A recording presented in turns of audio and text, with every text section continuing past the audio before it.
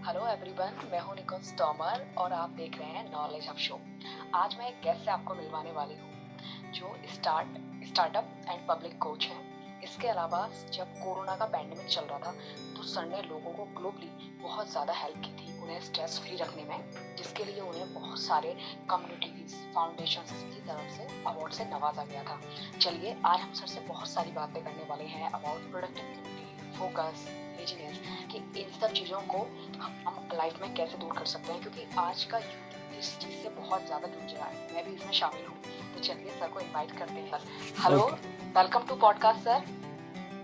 Hi Nikunj, how are you? Hello, yes I am so good sir, what about you? बहुत बढ़िया, चकाचक। Okay sir, आज हम आपसे बहुत सारी बातें करने वाले हैं कि हम अपने पूरे दिन को कैसे प्रोडक्टिव बनाएं, लेजीनेस को कैसे कम करें, और आज इतना ज़्यादा डिस्ट्रैक्शन हो रहा है हम सब में, तो उस हिसाब से हम कैसे फोकस रहें। तो सर आप रेडी हैं? Yes, बिल्कुल। I am super excited for this amazing podcast and my Okay, welcome thank to you so Knowledge much. Hub family and I am Santosh family because we both are both Yes. are going to listen this amazing podcast. Okay thank you sir. Sir सबसे पहले मैं आपसे बात करूंगी कि हमारा जो mental attitude है वो कैसे स्ट्रांग बने। जैसे कि हम नॉर्मल रहते हैं तो हम हैप्पी फील करते हैं, बट जैसे कोई कंडीशन आती है तो हम एकदम अनकंफर्टेबल हो जाते हैं। हमें लगता है कि हम हथियार डाल देते हैं, हमें एकदम फील होता है कि अब मुझसे नहीं होगा, या हमें ऐसा लगता है कि जो प्रॉब्लम आई है उसे कहीं ना कहीं हम कॉम्प्लिकेटेड वे में देखने लगते हैं। तो वो चीज़ कैसे ओवरकम की जानी चाहिए? देखिए, अगर स्ट्रेस के मामले, क्योंकि ये सब कुछ स्ट्रेस का प्रॉब्लम है ज़्यादातर, मैं जहाँ तक समझता हूँ, क्योंकि स्ट्रेस होगा तो हर इंसान को मेंटल एटीट्यूड की ज़रूरत पड़ेगी और फिर इंसान स्ट्रॉन्ग मेंटल एटीट्यूड के ऊपर जाएगा। बट मेन चीज़ ये है कि पहली चीज़ आपको समझनी पड़ेगी कि स्ट्रेस तो हर जगह होगा। अगर आप ये सोचते हैं कि बिज़नेस के अंदर स्ट्रेस नहीं है तो इसलिए बिज़नेस कर लो, लेकिन वहाँ भी स्ट्रेस है। एक स्टूडेंट लाइफ है तो उसके अंदर भी एक स्ट्रेस है। एक जॉब है उसके अंदर भी स्ट्रेस है। इवन आपकी जो फैमिली है उसमें भी कहीं ना कोई मामला हमेशा चलता रहेगा। बट अगर आपको आपका मेंटल एटीट्यूड अच्छा रखना है तो पहली चीज़ तो आपको फोकस करना होगा आपके गोल्स, यानी कि आपका विज़न क्या है उस चीज़ के पीछे। क्योंकि अगर हमारे जो सपने छोटे होंगे या फिर जो हमारा विज़न छोटा होगा कि हमें ये काम क्यों करना है, तो आपका उतनी ताकत भी नहीं आएगी आपके पास में उस चीज़ को हैंडल करने के लिए। लेकिन जैसा कि किसी ने कहा है कि जब आपके पास प्रॉब्लम बड़ी आती है तो आपके पास हिम्मत भी बड़ी आने लगती है। तो इसलिए एग्जैक्टली तो पहली चीज़ तो आपको ये करना होगा कि आपको एंड रिजल्ट समझना होगा कि आपका जो पर्पस है कितना बड़ा है। जैसे कि मैं एक रियल लाइफ एग्जांपल बताऊं कि कल कुछ ऐसी चीज़ें हो चुकी थी जिस वजह से मैं खुद स्ट्रेस में था, लेकिन मेन चीज़ मुझे पता है कि आगे जाकर क्या होने वाला है। इस चीज़ का, इस जो टनल का है, जो अभी भले डार्क में हो लेकिन आगे जाकर एक ब्राइटर एंड वहाँ पर आने वाला है। तो मेन चीज़ तो आपको ये सोचना पड़ेगा कि आपका विज़न बड़ा हो, और जब विज़न बड़ा होगा तब आपके थॉट्स बड़े होंगे, और जब आपके थॉट्स बड़े होंगे तो आप सीखेंगे ज़्यादा, और जब आप सीखेंगे, और दूसरी चीज़ आपका एक आइडियल हो, क्योंकि आप अगर कुछ ऐसे लोगों में रहेंगे जिनका विज़न छोटा है तो आपके हमेशा वही प्रॉब्लम होगी। लेकिन अगर आपने एक बड़ा गोल देखा तो आपको पता है कि बड़ी प्रॉब्लम आएगी, और बड़ी प्रॉब्लम के लिए हमेशा आप प्रिपेयर रहोगे, और कुछ ऐसे आइडियल रहेंगे तो आपको हमेशा लगेगा कि नहीं उन्होंने किया है तो मैं भी कर सकता हूँ। First of all believe in yourself. Okay तो सर इसका मतलब हम अपनी लाइफ में विजन बड़े रखें, ये बहुत ज़्यादा इम्पोर्टेंट है। दूसरा, हमारा फ्रेंड सर्कल कैसा है, हम जो रहते हैं वहाँ का आसपास का वातावरण किस तरह का, पॉजिटिव माइंडसेट वाले लोगों के बीच में है हमें, या नेगेटिव माइंडसेट वाले लोगों के बीच में है, वो सबसे ज़्यादा इम्पोर्टेंट है। तो दो वे को साथ में लेके अगर हम बढ़ें तो हमें स्ट्रेस भी फेस करने की हिम्मत आ जाएगी, और कहीं ना कहीं जैसे आपने बताया एक टनल खुद ही खुद बन जाएगी। जैसे सर एक कभी होता है ना कि हम कहीं जा रहे हैं और सुबह का टाइम है, कोहरा बहुत ज़्यादा है, तो हमें एकदम लगेगा कि वहाँ कोहरा बहुत ज़्यादा है, लेकिन जब हम कोहरे में घुस जाते हैं तो हमें रास्ता अपने आप नज़र आ जाता है।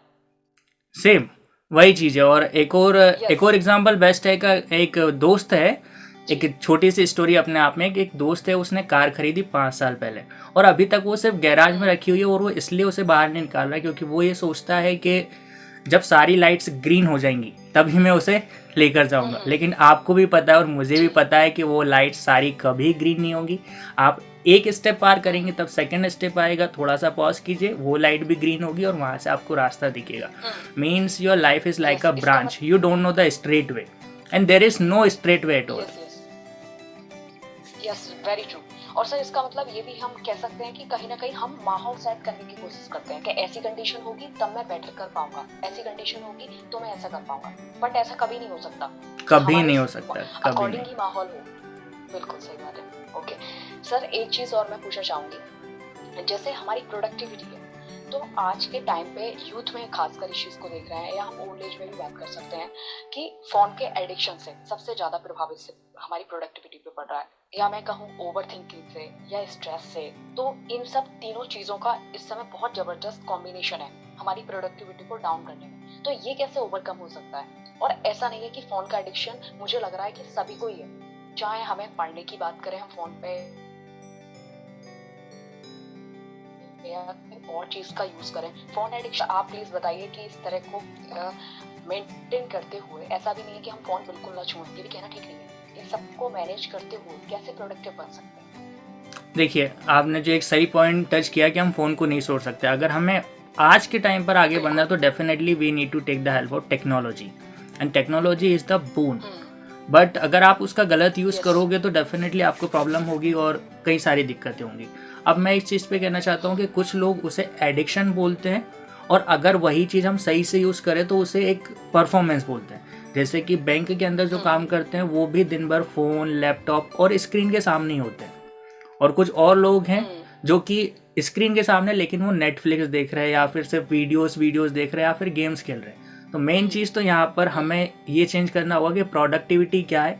सेम वही चीज़ कर रहे हो, अभी मैं भी आपके सामने बैठा हूँ, आप भी मेरे सामने बैठो, लेकिन हम कोई प्रोडक्टिव काम कर रहे हैं। पहली चीज़ तो हमारा मेंटल एटीट्यूड यहाँ पर आता है। दूसरी चीज़ कि फ़ोन एडिक्शन है नहीं, इसके ऊपर मैंने एक बहुत अच्छा वीडियो भी बनाया था और उसके ऊपर कई सारे वर्कशॉप और सेमिनार भी लिए स्कूल कॉलेज में।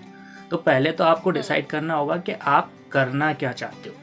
अगर आपके पास कोई विज़न नहीं है, जो कि हमने फर्स्ट क्वेश्चन में क्लियर किया, अगर आपके पास कोई गोल नहीं है तो डेफिनेटली आप फ़ोन पर आएंगे, अपना टाइम ख़राब करेंगे कई सारी वीडियोस देखने में, वेब सीरीज़ देखने में। आजकल तो बहुत ज़्यादा टाइम चल चुका है। तो पहली चीज़ तो आप डिसाइड करें कि आप उससे क्या करना चाहते हो, क्योंकि फ़ोन आपको बहुत हेल्प करता है आपको आगे बढ़ने में। आप कुछ सेल्फ हेल्प वीडियोस देख सकते हो। सेकंड, बुक्स आज के टाइम में लोग खरीद कर कम पढ़ते, लेकिन आप PDF वर्जन में या ऑनलाइन पढ़ सकते हो, वो डिसाइड करें। फिर उसके अलावा बहुत सारे काम भी है, जैसे कि ऑनलाइन भी आजकल बहुत सारे काम मिलते हैं, वर्क है, फ्रीलांसर की तरह आप कर सकते हो, तो प्रोडक्टिविटी वहाँ से बढ़ सकती है। सेकेंड चीज़, आइडेंटिफाई कौन सी चीज़ आपको रिजल्ट दे रही है, क्योंकि एक साथ परेटो प्रिंसिपल है जो कि बहुत अच्छा है, 80-20। ठीक है, आपके 20% काम ऐसे पता कीजिए जो आपको 80% रिजल्ट देते हैं। ठीक, 20% ऐसे काम ढूंढिए जो आपको 80% रिजल्ट देते हैं, और तब अगर आप वो 20% काम करेंगे तो आपकी लाइफ में बहुत सारी प्रोडक्टिविटी आएगी।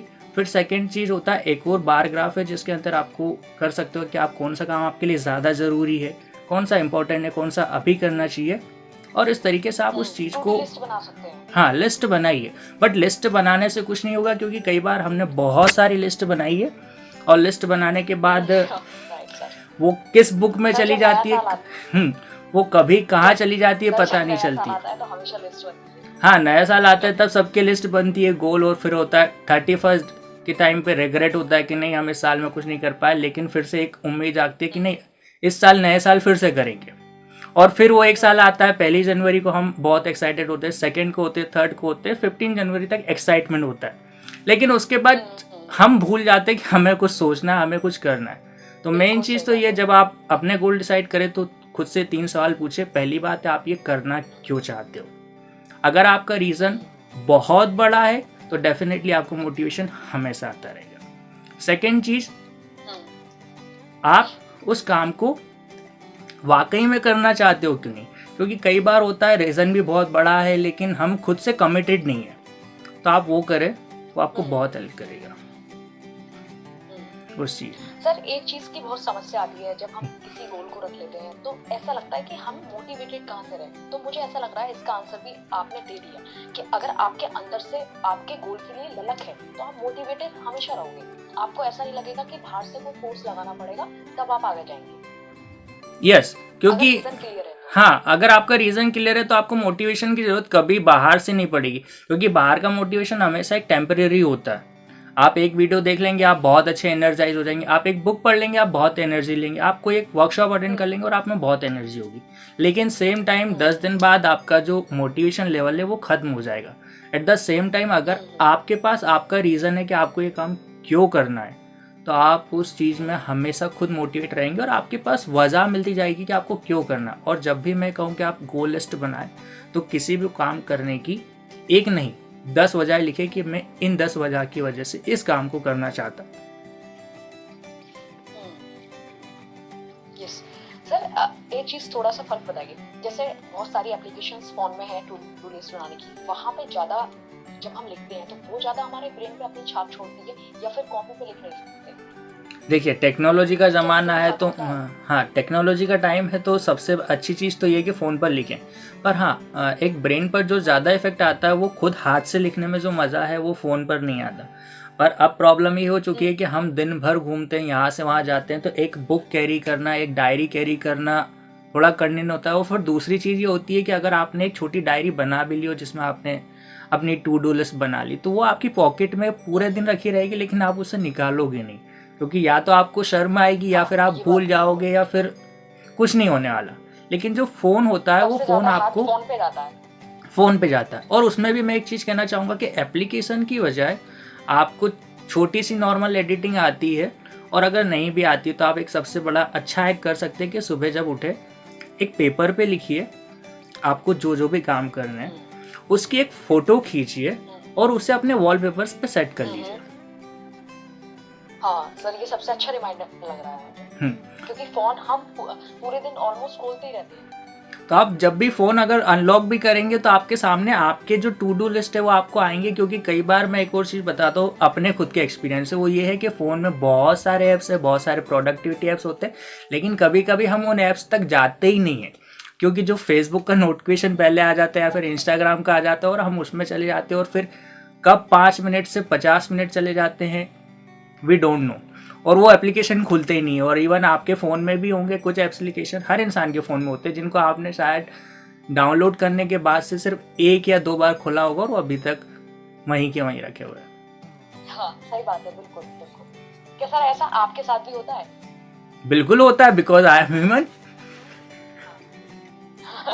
वेरी ट्रू, सबके साथ होता है। सर एक चीज और, जैसे फोकस को लेके बात करें सर, ऐसा क्यों होता है कि जैसे कि अगर मैं कोई काम कर रही हूँ और वो मेरा मन पसंदीदा काम है, तो हमारा फोकस, आई थिंक ये कॉमन प्रॉब्लम है सबकी, फोकस बना रहता है अगर हम मनपसंद काम करते हैं। लेकिन ऐसा काम हो जो इम्पोर्टेंट हो लेकिन मनपसंद ना हो, तो हमारा फोकस नहीं रहता है। जैसे बहुत से लोगों का पढ़ाई में मन नहीं लगता है, लेकिन पढ़ाई जरूरी भी है, और जबकि उनसे कह दो अभी गेम खेलने को तो उसमें घंटों निकल जाएंगे। तो ये कहाँ हम किस चीज को लैक करते हैं उस टाइम? क्या चीज ऐसी है जो उसे फुलफिल कर सकते हैं? देखिए, इसमें फिर से अपने आप में एक विज़न आता है। अगर आपका विज़न सही है तो फोकस अपने आप आने लगेगा। जिसका अगर विज़न ही छोटा है कि नहीं हमें बस पास होना है, तो फिर आप पढ़ो ही मत। शायद आप बिना पढ़े भी बहुत अच्छा एग्ज़ाम दे सकते हो और एटलीस्ट यू कैन पास। लेकिन अगर आपका विज़न फिर से बड़ा है तो आपको फोकस बढ़ाना ही पड़ेगा। और हाँ, रिज़ल्ट कई बार उन्हीं चीज़ों के अच्छे आते हैं जिन पर आपका फोकस लगता नहीं है, आपको लगाना पड़ता है। यानी कि आपको अपना ना चाहते हुए उस काम को करना पड़ता है। जैसे ऑफिस के अंदर भी आप काम करो, लेकिन आपकी सैलरी वहीं से मिलेगी, क्योंकि आप जरूरी नहीं कि आप सारे काम पसंद करो। फिर दूसरी चीज़, फोकस बढ़ाने का एक तरीका ये हो सकता है कि आप उस चीज़ में थोड़ा सा क्रिएटिव बने। हर चीज़ को जैसे कि आप अगर सेम तरीके से करेंगे तो आपका फोकस नहीं आएगा, आपको थोड़ी देर में उबाऊपन या लेजीनेस फील होगी। तो उसमें कुछ नया सोचिए, कुछ क्रिएटिव करने की सोचिए। और जैसे कि स्टडी में आपको बोलूँ सबसे बोरिंग काम होता है पढ़ाई करना, लेकिन अगर आप उन पढ़ाई के ऊपर ही वीडियोस देखेंगे, जो आपको टॉपिक पढ़ना, आज के टाइम में तो यूट्यूब बहुत अच्छे से चलता है और आपको वीडियोस दिखेंगे और वहाँ पर कई सारे एनिमेशन वाले वीडियोस मिलेंगे, कई सारी अलग अलग चीज़ें मिलेंगी। तो अगर आप चीज़ को थोड़ा सा क्रिएटिव बनाएंगे तो आपका फोकस डेफिनेटली उस चीज़ में आने लगेगा। फिर चीज़ है कि फोकस तो आपको करना पड़ेगा। उसके लिए एक और चीज़ मैं बता सकता हूँ कि आप मेडिटेशन कीजिए, वो आपको बहुत हेल्प करेगा उस चीज़ में फोकस के लिए। फिर दूसरी चीज़, काम करते रहिए उस चीज़ पे, धीरे धीरे धीरे धीरे बढ़ेगा। और ये हैबिट पहले दिन नहीं आएगी और पहले दिन आपको कूदना भी नहीं है, क्योंकि हम ऐसा करते हैं कई बार ये होता है कि कोई सा कठिन काम होता है, हम पहले दिन जैसे कि मॉर्निंग में सुबह जल्दी उठने का, और अगर हम ये सोचे हम 7 बजे उठते या फिर 9 बजे उठते और हम पहले दिन ही सोचे कि हम 5 बजे उठेंगे, नहीं हो सकता क्योंकि हार्ड है वो। जबकि सर बहुत सारे लोग यही सोच के सोते हैं कि मुझे कल 5 बजे उठना है, मुझे कल ये तीर मारना है।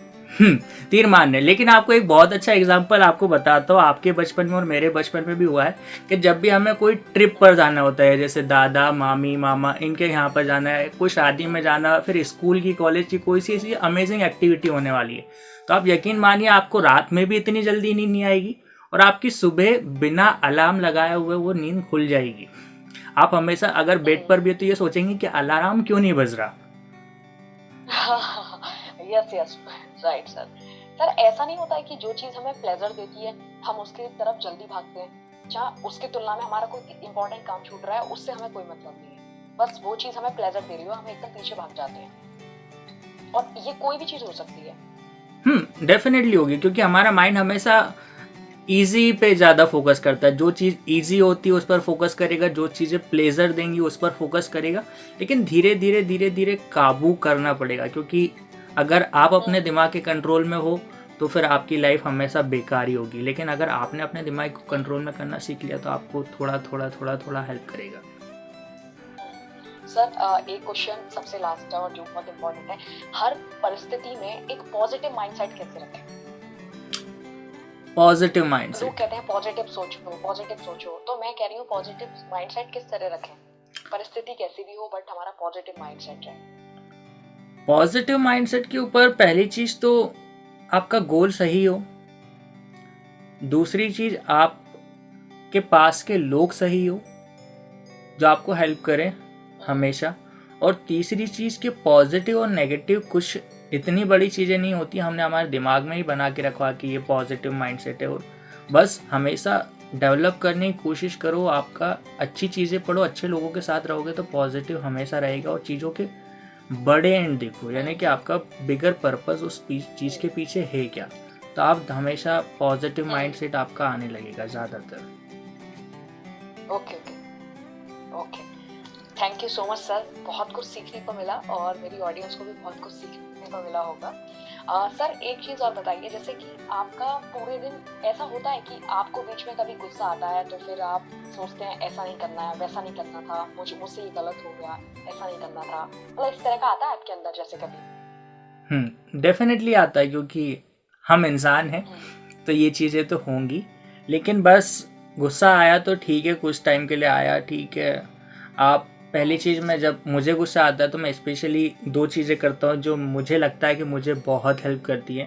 पहली चीज़, जब भी मुझे गुस्सा आता है मैं सोने चला जाता हूँ, बिकॉज अगर आप सोएंगे तो आपका दिमाग बहुत अच्छी तरह से फ्रेश हो जाएगा। क्योंकि अगर आप गुस्से में रहेंगे तो हो सकता है, कुछ लोगों की आदत होती है कुछ तोड़ने की या फिर बर्बादी का सीन होता है, लेकिन उससे अच्छा ये है आप चुपचाप रहें, शांति से रहें, सोने चले जाएं अगर आपके बस में है तो। और अगर नहीं है तो फिर बस मन के अंदर थोड़ी बहुत गालियाँ दे सकते हैं अगर आपको फील करे, लेकिन हाँ बाहर नहीं करें क्योंकि वो आपको दिक्कत देगा। क्योंकि पहली चीज़ है तो ये, बस मन के अंदर दें, शांति से रहें।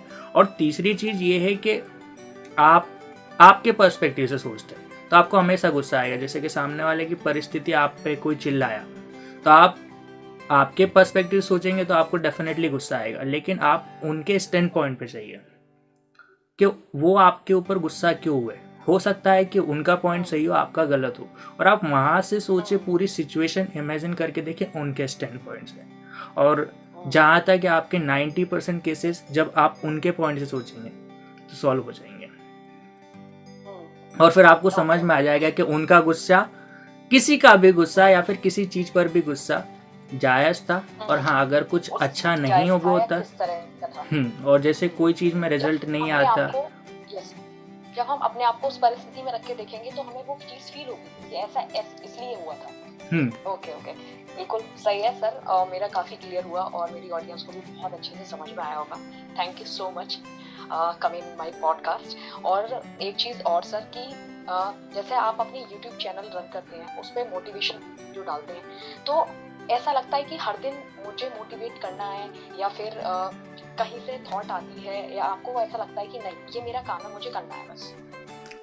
देखो, दोनों पर्पज़ है। इससे पहले ये है कि अपनी लाइफ के अंदर मैंने बहुत सारी ऐसी नेगेटिव रिजेक्शन और बहुत सारी चीज़ें ऐसी झेली हुई है जिनसे मुझे लगता है कि नहीं यार, मेरी एज के जो लोग हैं शायद वो कहीं ना कहीं वही चीज़ें फेस कर रहे होंगे, इसलिए भी वीडियो बनाता हूँ। मैं इसे एक काम की तरह नहीं मानता कि मुझे काम करना, मुझे वीडियो अपलोड करना है, इसलिए मैंने उस चीज़ को इतना कंसिस्टेंट भी नहीं बनाया कि मुझे बस सैटरडे की वीडियो अपलोड करनी है। कभी कभी 1-2 दिन आगे पीछे होता है, बट मेन चीज़ ये है कि आपका पर्पज़ है मुझे करना, उन लोगों की हेल्प करना जो कर सके, और इस चीज़ में मुझे बहुत मज़ा आता है। यानी कि आप अगर मेरे इंस्टाग्राम पर मेरी रील्स की वीडियो भी जाएंगे तो आपको बहुत अच्छी वीडियोस मिलेंगी, और एक वीडियो अभी 10,000 प्लस क्रॉस कर चुकी है। तो पहली चीज़ तो आपके दिमाग में बस एक पर्पज़ है, आप हेल्प करेंगे। और जब उन लोगों की तरफ से जो कमेंट्स आते हैं ना, जब आप देखिएगा कई बार रिव्यूज़ हैं, वो सारी चीज़ें तो कहीं ना कहीं बहुत फील करती हैं, बहुत अच्छा लगता है हार्ट के अंदर। और इसी चीज़ से कहीं ना कहीं जब और दूसरी चीज़ अच्छा लगता होता है, क्योंकि आप इसी चीज़ से कहीं ना कहीं आपका जो मनी है वो भी जनरेट कर रहे हो। यानी कि हम मेरा पूरा वर्क है जो इन्हीं चीज़ों पर है।